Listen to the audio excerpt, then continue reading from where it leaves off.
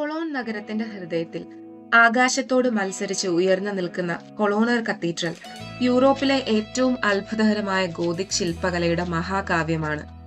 ജർമ്മനിയുടെ ആത്മാവ് കല്ലിൽ കൊത്തിയെടുത്തതുപോലെ റൈൻ നദിയുടെ തീരത്ത് നിൽക്കുന്ന ഈ ദേവാലയം ആരെയും തെല്ലൊരു വിസ്മയത്തോടെ ആകർഷിക്കുന്ന ഒന്നാണ്.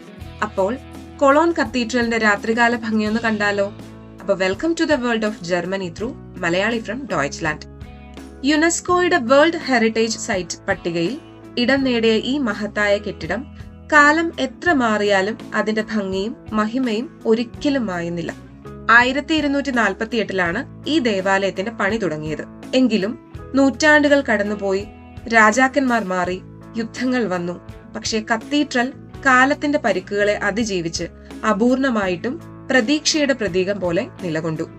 ഞങ്ങൾ എത്തിയത് രാവേറെ വൈകിയതിനാൽ ദേവാലയത്തിന്റെ അകത്തേക്കുള്ള കവാടം അടച്ചിരുന്നു. കത്തീഡ്രലിലെ ഏറ്റവും വിശുദ്ധ നിധിയായി കണക്കാക്കപ്പെടുന്നത് 3 ജ്ഞാനികളുടെ അസ്ഥികൂടങ്ങളാണ്.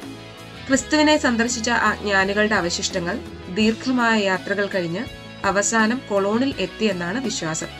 ഈ ദേവാലയത്തെപ്പറ്റി വർണ്ണിക്കാൻ എനിക്ക് വാക്കുകളില്ല എന്ന് നിസ്സംശയം പറയാം.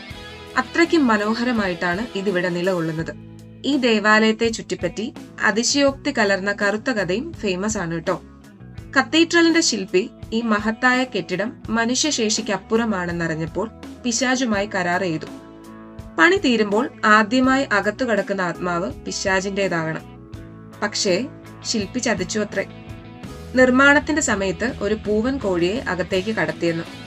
ഇതറിഞ്ഞ പിശാച് കുപിതനായി ഈ ദേവാലയം ഒരിക്കലും പൂർണ്ണതയിലെത്തില്ല, അങ്ങനെയായാൽ ലോകം അവസാനിക്കുമെന്ന് ശപിച്ചു.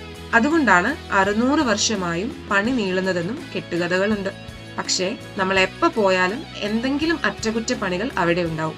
ഞാനൊരു കാര്യം പറയാം, ഈ ദേവാലയത്തെ പറ്റി വാക്കുകളാൽ വർണ്ണിക്കാനും അത് മൊബൈൽ ക്യാമറയിൽ പകർത്തിയാലും അതിന്റെ യഥാർത്ഥ ഭംഗി നിങ്ങളിൽ 1 മടങ്ങ് പോലും എത്തിക്കാൻ കഴിയുമെന്ന് എനിക്ക് തോന്നുന്നില്ല.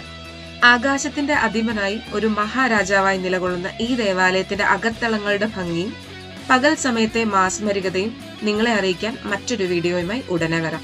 Stay tuned with Malayali from Deutschland. Auf Wiedersehen.